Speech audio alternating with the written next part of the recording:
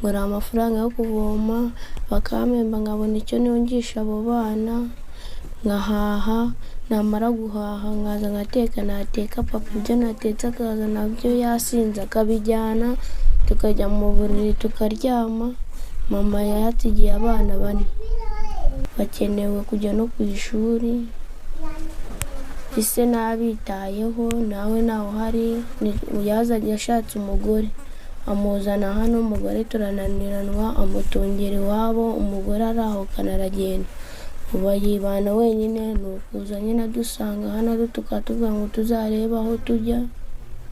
Mama amaze gupfa gurisha n'umurima, gurisha n'inka twari dufite, avuga ngo tuzajye kureba aho tuba cyangwa ngo tuzajye mu itongo ry'iwabo wa nyina, aho yari asigaranye umurima. Bagasize ari gatoya, impamvu kanyita mama ni igihe wakareze, ni igihe wakitayeho, impamvu kanyita mama.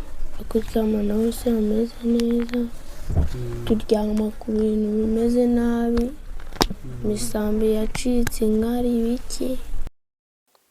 Wihangane nurire nurebe iyi video, ariko ibibayeho byo biteye agahinda, aho umugabo mukuru ufite ubwenge afata abana be akaborora nk'inka, kandi aho kugira ngo abiteho kandi abafashe nk'umubyeyi, ahubwo akajya borora nk'inka yoroye mu rugo.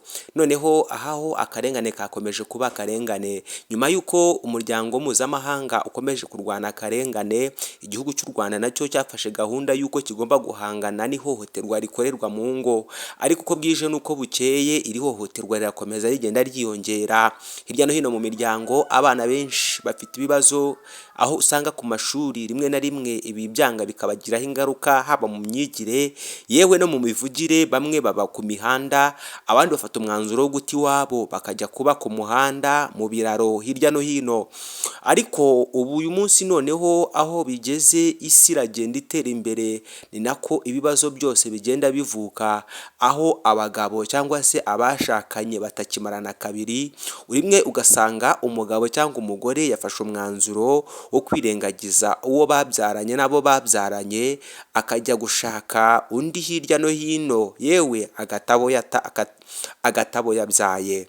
Iri ni ihohoterwa rikomeje kugaragara hirya no hino mu gihugu. Amakimbirane arimo aragenda yiyongera, aho kutumvikana hagati y'abashakanye kwakomeje kwiyongera hirya no hino. Gatanya ziraba nyinshi, dore ko perezida aherutse gutangaza ko gatanya atagishaka abantu basaba gatanya mu nkiko, kubera ko mbere y'uko bajya kubana ari ibintu batekerejeho kandi ari ibintu bitabatunguye. Yavuze y'uko we yifuza ko abantu basaba gatanya bitakabaye bigera mu nkiko, abantu basaba gatanya, kubera ko uwo ushaka gutandukana nawe cyangwa se uwo urarikiye nawe ntabwo ari Imana. Nureba nabi uzata urya igufa rimwe, uzane uguguna amagufa 1000. Ariko noneho byafashe hasi no hejuru, aho ibibazo biri kubera mu ngo bikomeje kugira ingaruka ku bana babyaye.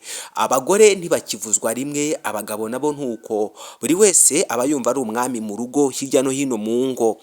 Uyu munsi hari abagore bamwe na bamwe bafata abagabo bakabatsikamira, bakabakoresha ibyo bashaka byose, bakabima uburenganzira bwabo. Hari abagabo nabo kandi bafata abagore nk'inka boroye mu rugo, bakajya babasiga mu rugo, bakabakoresha ibyamfura mbi, yewe bakabahohotera bimwe bigeze aho banakubitwa. Ariko ibi byose bikomeje kugira ingaruka ku bana b'u Rwanda ndetse no ku bana hirya no hino batandukanye bibyariye. Wowe ukurikiye iyi Irida Entertainment TV, kanda subscribe, cyangwa se niba warakanze subscribe kanda share, ukande kunzogera, kugira ngo ibiganiro byacu bijye bihora bikugeraho 5 kuri 5. Waba uri mu Rwanda, waba uri hanze, ariko ufite uburenganzira bwo kugira icyo uhindura, kuko Imana yagusize kugira ngo ugire icyo uhindura. Niba ufite abaturanyi nk'aba ngaba, ushobora kubagira inama, kandi ufite n'ubushobozi bwo kugira icyo uhindura mu muryango wawe, ukabasha kubaka ibitarubatswe n'ababyeyi bawe, ugahuza ababyeyi bawe kandi bitarigeze bibaho. Ndabashimiye, indi gahunda nk'iyi n'ubutaha. Bashimiye, mugira amahoro y'Imana.